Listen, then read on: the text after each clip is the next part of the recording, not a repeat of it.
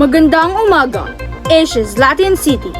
Kakapasok lamang na balita, grupo ng mga estudyante ay nabiktima ng kidnapping. Upang alamin ang ibang mga detalye, narito si Danilyn Enriquez, nagbabalita. 1 ng Marso, alas 4:30 ng hapon nangyari ang insidente. Papauwi umano ang mga estudyante galing eskwelahan nang may napansin silang panay sunod sa kanila na puting van. Ating nakapanayam ang biktima na itago na lamang natin sa pangalang Gege upang ikwento ang nangyari. Pauwi na po kami noon galing eskwelahan at habang papauwi po kami ay masaya po kami nagkwentuhan. Ngunit may napansin po akong may sumusunod sa amin na puting van.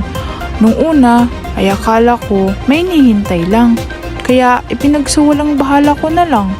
Ngunit pagkalipas ng 20 minuto, kapansin-pansin na andun pa din siya. Kaya napagtanto ko na kami yung sinusundan nito.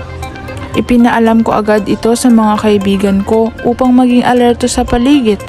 Ngunit naging mabilis ang mga pangyayari nang hindi namin napansin na nasa harapan na namin ito at ako po ang dinukot papasok sa van. Mabilis po akong tinali at tinakpan ang aking mga mata. Pilit ko pong pumiglas para sana makahingi ng tulong, ngunit nabigo lang ako dahil wala naman pong ibang makakarinig. Laking pasasalamat ko sa aking mga kaibigan na nakatawag agad ng tulong sa mga pulis at naplakahan ang puting van na kinaroroonan ko.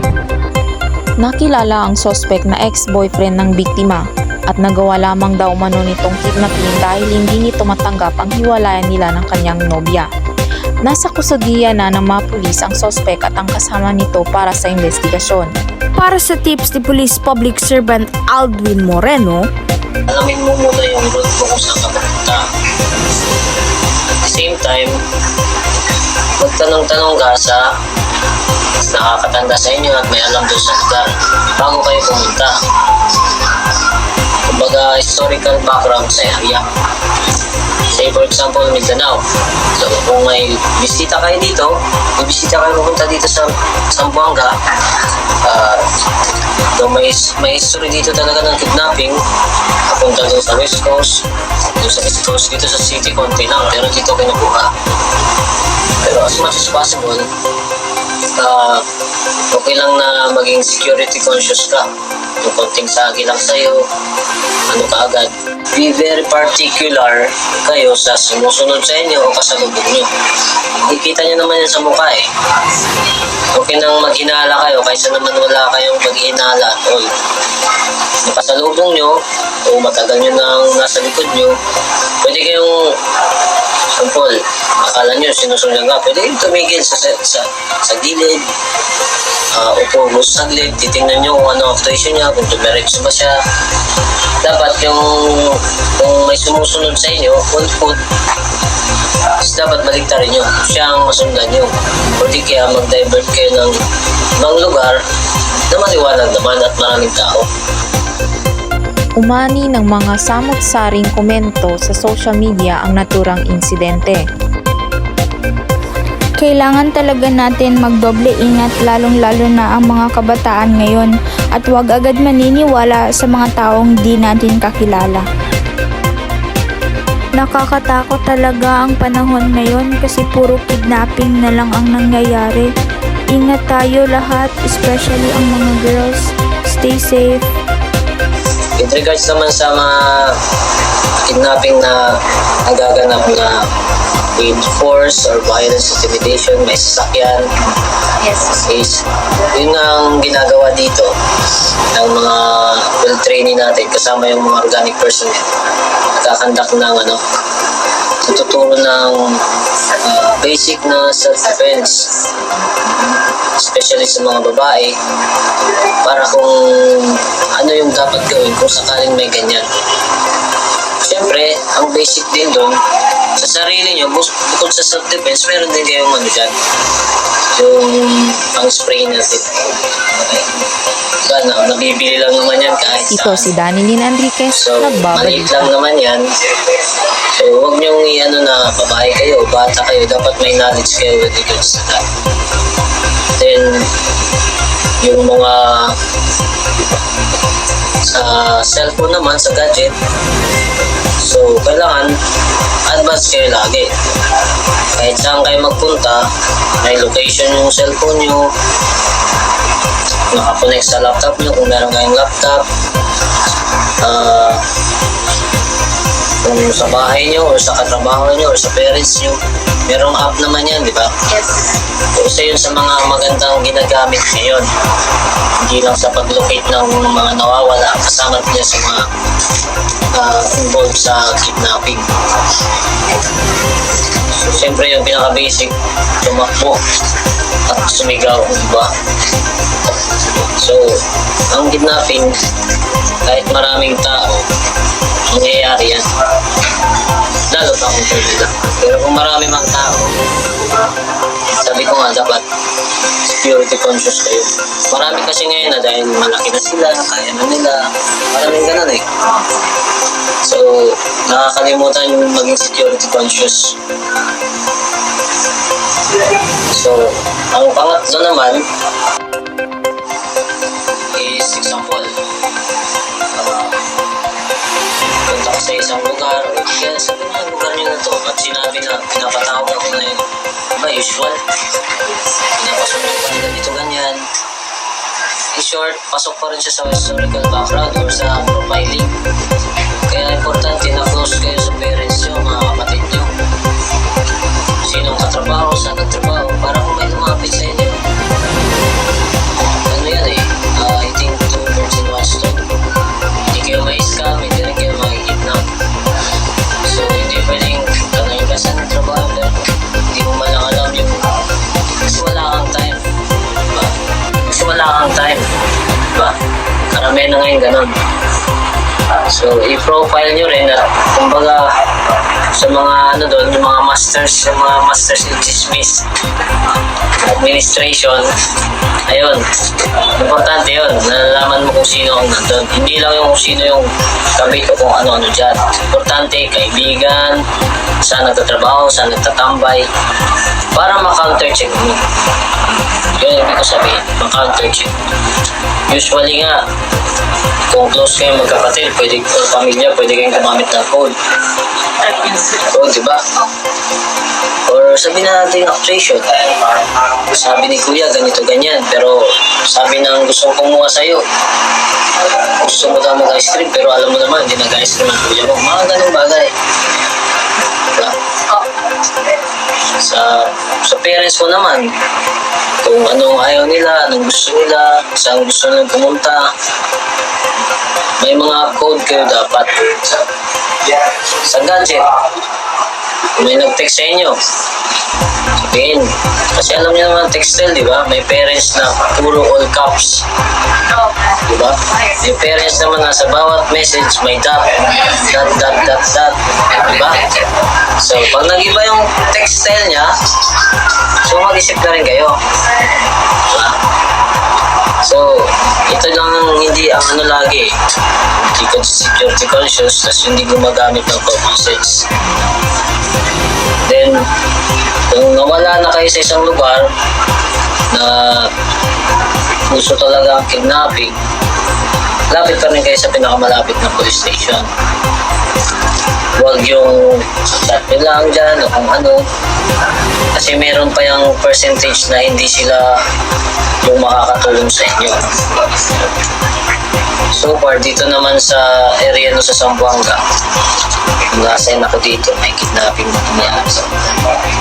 Pero hindi naman masyadong hindi siya na-sensationalize.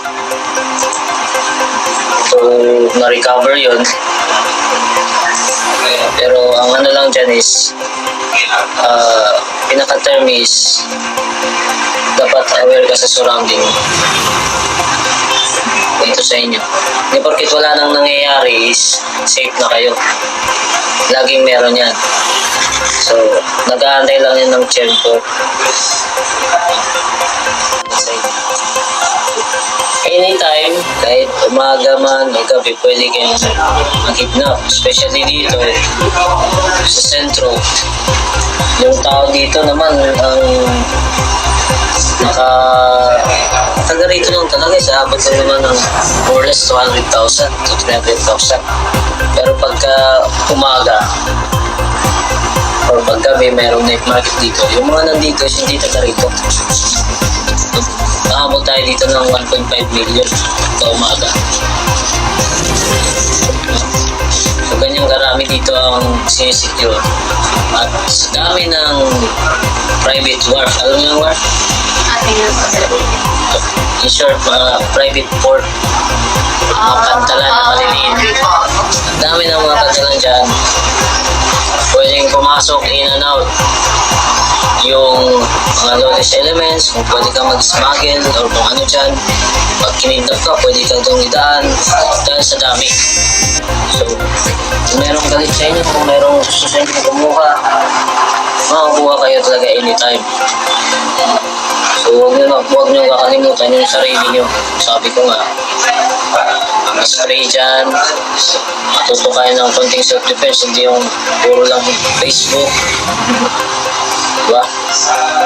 Huwag lalakad, huwag puro Facebook. Kasi hindi mo alam anong mangyayari. Pwedeng masama ka sa mga nag-aamok or may shooting incident or ikaw mismo kunin. Kasi hindi naman lahat ng oras yung mga police, law enforcement agency nandyan. Dito, napakadali lang kumuha kung tutusin.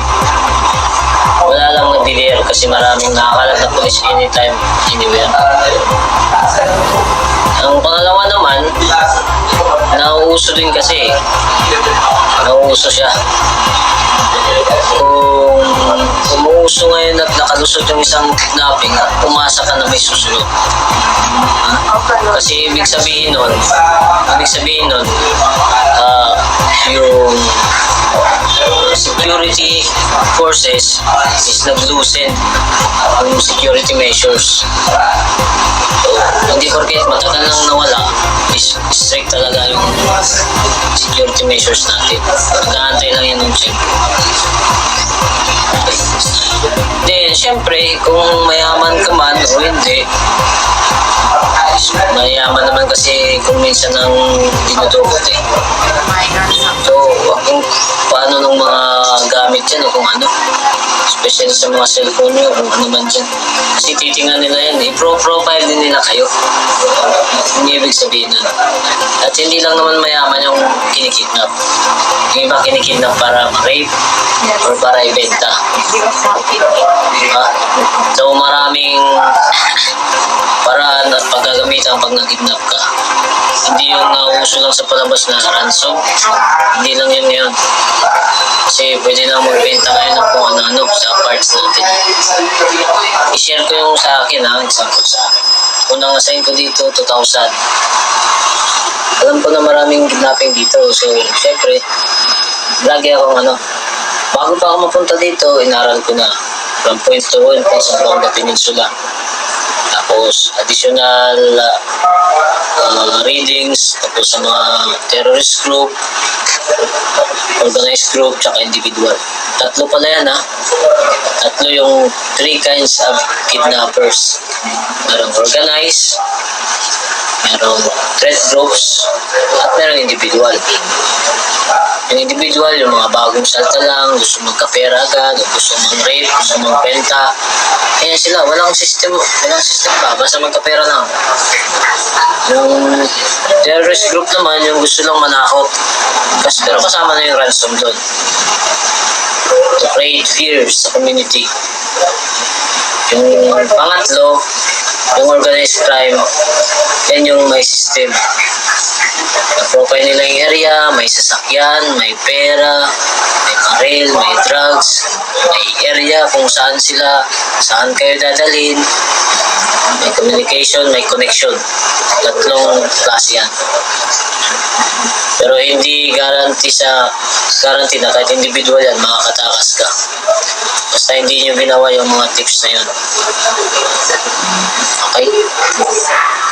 Inulit ko yung kidnapping sa ibang lugar or sa Mindanao, hindi applicable yung ibang tips sa ibang lugar. No? Maraming pwedeng gawin na self-defense. Pwede matuto kang mag-judo, taekwondo, o kaya naman ay sumigaw ng tulong! Pero paano kung lahat ng yan ay hindi mo kaya o hindi mo magawa sa sobrang takot? Tignan natin ang mga self-defense gadgets na sasalba sa ating buhay balang araw. Night Watchman Shock Pen. Ang Night Watchman Shock Pen ay may 10,000 stunning volts na talagang makakapagpatumba sa mga masasamang tao na maaari mong ma-encounter. Kaya habang sila ay hinang-hina, bilisan na ang iyong pagtakbo. Hopefully, hindi natin may experience ang paggamit nito sa masasamang loob, di ba?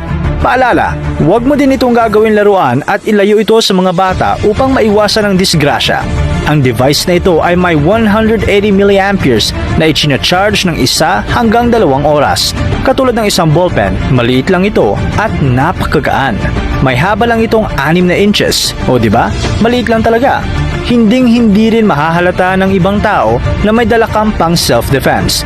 Kaya kahit wala kang bag, kahit nagja-jogging ka, maaari mo itong dalhin dahil meron itong metal pocket clip for your convenience. Kaya anytime at anywhere, you'll have something to protect yourself.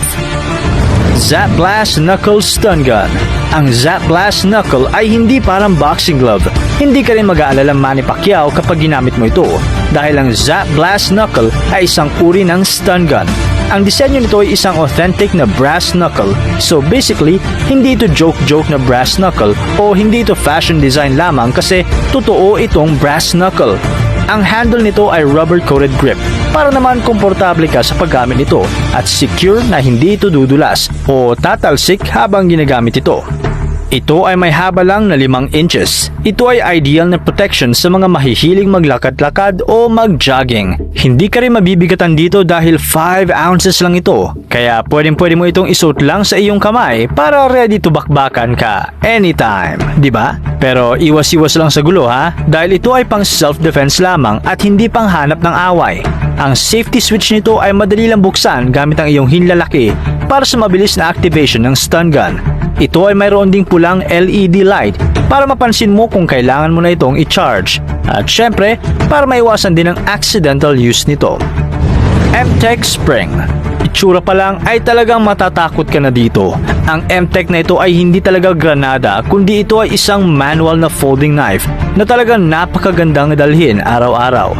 Kahit iba-iba man ang mga pangangailangan mo araw-araw, mapasabahay man o sa labas, makakayang gawin ng M-Tech na ito. Ang spear point style blade nito ay gawa sa stainless steel at ang handle naman nito ay gawa sa aluminum at may green military grenade design na may liner lock. Meron itong thumb studs, lanyard hole at meron din itong pocket clip para siguradong hindi ito malalaglag sa iyo. Meron itong kabuuang haba na 155 cm kapag nakabukas ito at 90 cm lang ito kapag nakasara ito. Simple Shot Scout LT. Lakas maka 90s nitong Simple Shot Scout LT na ito. Pero ito ay talagang kakaiba at syempre, pina-high-tech din. Ipinapakilala namin sa inyo ang pinakabagong Simple Shot Scout LT. Customize ba ka mo? Ito na ang customization na may pinakamadaling banding options at mayroon ding 16 color combos. O di ba? Pwede kang mag-mix ng match ng hanggang sa 4 na kulay. Ito ang may pinakamagandang banding system sa buong mundo at meron din itong pinabagong konsepto ng slingshot frame. Simplihan lang ito at meron ka ng napakanipis, pocketable frame na may pinky hole. I-attach lang ang palm swell scales para magkaroon pa ng substantial grip sa iyong frame. At syempre, maaari ka na rin magdagdag ng bigat sa handle ng iyong Scout LT kung gusto mo ng medyo mabigat-bigat na kaunti.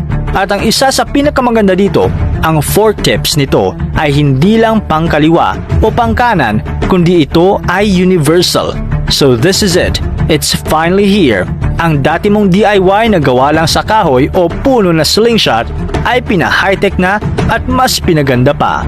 May 16 color combos, new flip clip X, customizable frame, color bundles, optional handle weight. It's everything you've wanted in a slingshot. Only from Simple Shot. Mega Knife Defense Baton. Ang baton ay hindi lang pang tanod o pang security guard, kundi ang baton ay talagang ginagamit natin sa ating pang self-defense. At alam ko na marami sa atin ang may baton sa loob ng bahay in case of emergency. At hindi mo na kinakailangan pa ng kahit na anong training sa paggamit ng baton. Ang Mega Knife Defense Baton na ito ay talagang napaka-quality at retractable din. May overall itong haba na 31 inches na talaga namang saktong-sakto ang magiging distance mo sa iyong kaaway. At kapag hindi mo naman ito gagamitin, kasing laki lang ito ng isang ruler o may sukat na 12 inches. O diba? Pwedeng-pwede itong magkasya sa bag mo. Ito ay gawa sa stainless steel at ito ay may rubber grip handle. Kaya talagang napaka-heavy duty nitong baton na ito. Kung tutusin nga, mas tatagal pa ito kesa sa pagmamahal niya sa'yo. Basta ang tip lang na maibibigay ko sa'yo dito, lakasan mo ang loob mo sa paghampas. Guard Dog Pro Shield Smart. Ang Guard Dog Pro Shield Smart ang pinaka-smart at pinaka-equip na backpack na makikita nyo dahil ito lang naman ay bulletproof protection. Ang Pro Shield Smart Level 3A Bulletproof Backpack ay hindi lang basta-basta bulletproof, kundi meron din itong kasamang built-in charging bank para mai-charge mo dito ang mga mobile device mo ng safe. At syempre, kung sa tingin mo ay hassle na dito ka mag-charge sa bag, nagkakamali ka dahil nakalagay ito sa pinaka-convenient na pwesto sa adjustable strap nito. Ito ay hands-free smartphone holder na talagang makakasiguro kang safe at hindi ito mahuhulog kahit yumuko ka pa, tumakbo o tumalon ka pa. Ang Guard Dog Pro Shield Smart ay mayroon ding 20 bulsa at mga compartment gaya ng built-in laptop o tablet sleeves na kasya hanggang 18 inches ang sukat. Meron din itong RFID protection compartment. O diba? Parang sasakyan lang. May RFID. Yes na yes dahil lahat ng napakagandang features na ito ay nasa bulletproof backpack na ito. Maging ligtas at gamitin ang pinaka-practical at pinaka-full-featured backpack sa buong mundo. Ang Guard Dog Pro Shield Smart. Lifelight. Ang Lifelight ay dinisenyo talaga para sa mga militar. Meron itong malakas na LED flashlight na may matinding pepperball launcher. Kung nahihirapan ka sa pag-target, meron naman itong built-in laser para naman asintado mo siya, di ba? Pwede mo itong isama kahit nasaan ka pa, kahit sa bag mo, sa compartment sa sasakyan mo, sa bahay, o sa kwarto. Pwede yan. At least, feeling secured ka all the time. Talagang ang Lifelight Self-Defense Solution ang isa sa pinaka-powerful na choice mo pagdating sa personal security dahil maaari mo na itong dalhin kahit saan. Ang Lifelight ay nagsushoot ng malakas na non-lethal pepper irritant projectiles na maaari makapag-incapacitate ng isang umaatake hanggang sa layong 60 feet. Pero kahit di mo naman natamaan ito, effective pa rin ito. Ganyan ito kaganda. Ang professional grade heavy-duty pepperball launcher na ito ay may 350 lumen flashlight para safe ka pa rin sa gabi. Ito ay powered ng compressed air. Ang Lifelight ay no recoil at napakadali lang nitong i-load at i-operate. Ang integrated point guard nito ay automatic na nag-activate kapag naka-off ang safety nito para madali mong makita at matamaan ang iyong target. Sinisigurado ng safety switch nito na hindi ito mapuputok hanggang hindi ka ready na i-shoot ito. Warhammer M48. Ang M48 Tactical Warhammer mula sa United Cutlery ay pinaghalong axe at martilyo. Ang cast nito ay gawa sa stainless steel black oxide coated head. Aba, sa tindi ng coating nito ay wala itong inaatrasan. Kahit ano pa man yan, mapabuko man, mapakahoy man, hollow block man, o kahit na anong concrete pa yan. Basta malakas lang ang iyong pagkakahampas, ay talagang mababasag nitong Warhammer M48 na ito. Pero di ko lang alam kung tatablan ba nito ang katigasan ng muka ng umutang sa'yo na di nagbayad. Ang fiberglass at ang reinforced nylon handle nito ay halos indestructible talaga. At ang axe head nito ay may naka-attach na metal bolts. Syempre, meron din itong Vortex hammerhead cover. Self-defense tips.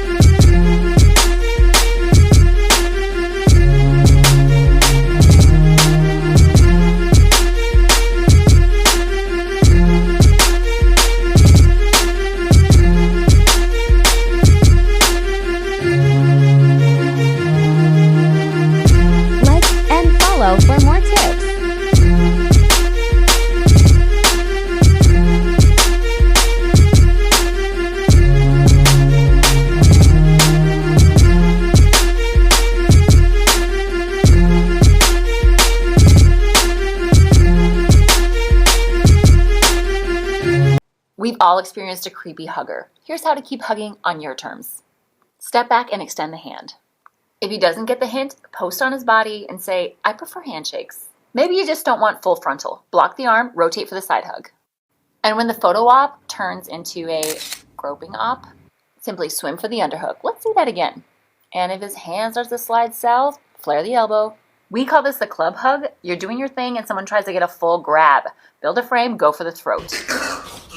And when they sneak up from behind to whisper softly in your ear, turn, face, and manage the distance. If their grip is too tight, we have no choice but to switch the hips, lock the arm, and drop him. When someone wants to punch you, they will hit you non-stop until they hurt you. From the U-defense stance, I parry his punch, then this one cover. Parry is like catching and blocking the punch at the same time. This is 1, 2, 3 things happen here in one motion. First, I move to the side to stay away from the line of attack. Second, I parry his punch. Third, I strike his face with a vertical fist. From the U-defense stance, it's not 1, 2, 3. It's just 2 counts. 1, 2. 1, 2.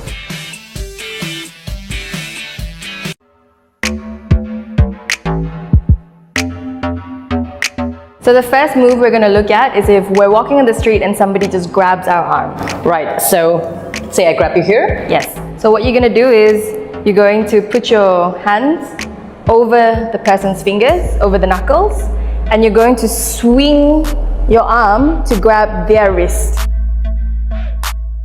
And once you're in this position, you will push down. So the aggressor should fall down onto the floor. Yes, so the aggressor will fall down because of the pressure. So if you try and stand up, you can't. Right. And then you can disengage and you can back Run away. Yes. Yeah. So the goal is not to show off, but to protect yourself and then run So away. the goal is essentially to disengage from the person and to remove yourself from the situation. Okay. It's not to stay and fight. Right. And why would someone usually, like, say, grab someone? So essentially, when they grab you, they want to control you. So you're not going to give the control to them. You have to remember that if you're a victim in this situation, you have to control what happens next. So if he wants your arm... Yeah, instead of pushing away. Yeah, so instead of pulling it away, you hold him down towards your wrist. So you take control back from the situation. And then you swing it and you hold the wrist and then you push it downwards.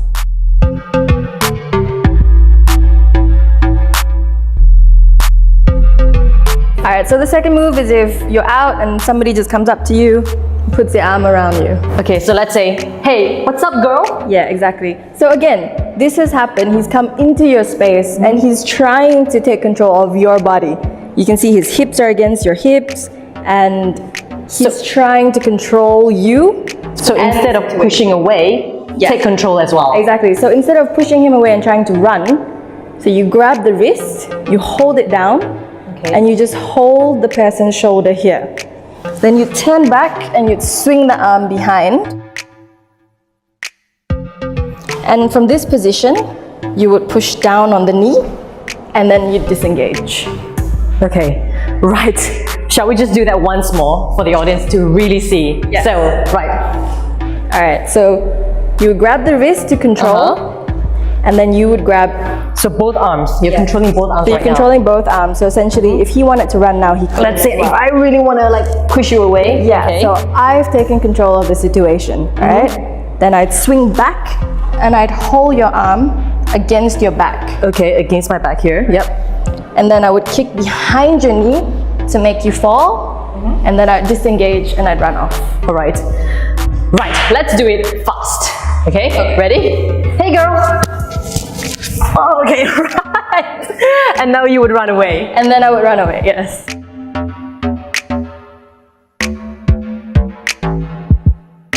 If somebody comes and grabs your hair, Yeah, like really aggressively. really hard, right? And it's hard in this situation because your first response is to try and flee, Yeah, or to grab someone's hair back. but you can't really run when somebody pulls you back this way. So you'd swing your arm over. Ouch! Essentially make them fall. Okay. So if someone grabs your hair, instead of grabbing their hair back, Yeah. So then, alright, so you'd swing your arm, and you see how I sort of I'm let definitely in an awkward position right now. I let the wrist go, just below, I mean the elbow, and then I push up. Okay, and the person should fall. And in this situation, I can punch your face, and then I can run off. Right. Okay. So if ever you get into a cat fight, you know what to do. Yes. No. This is to protect yourself, not to be aggressive.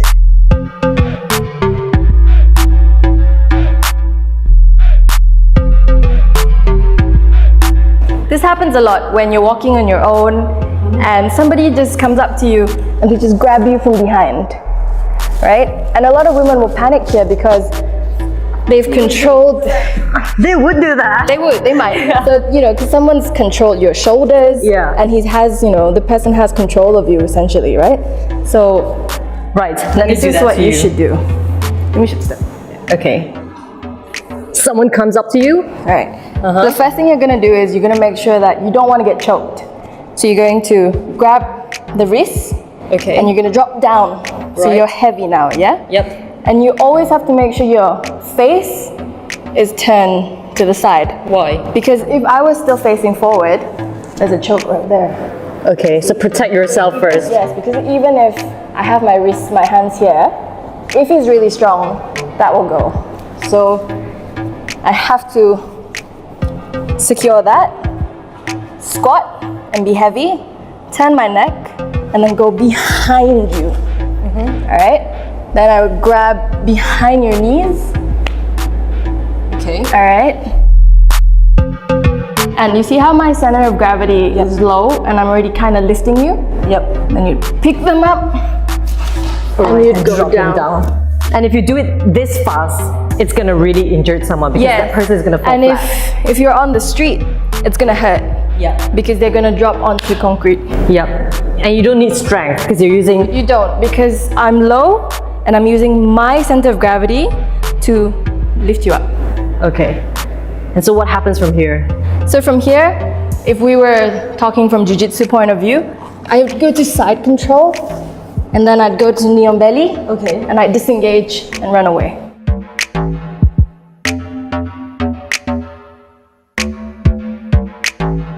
Sometimes you're unlucky and the fight comes to the ground. Because he's a lot stronger and he's managed to take control of you, and now he's trying to choke you. Okay? So I would control both the elbows and push down. Yep. Then I would put my legs up over your shoulders. Right. And I would bring my hips up. Okay. Right. So essentially what has just happened to the aggressor? So what happens to the aggressor is that your elbows are being controlled and pushed inwards. Yep. And then I'm using this like pivot. Okay, so you're breaking So essentially I'm breaking the elbows. Yep. Okay, so let's do that for the audience to see once more. Let's break it down.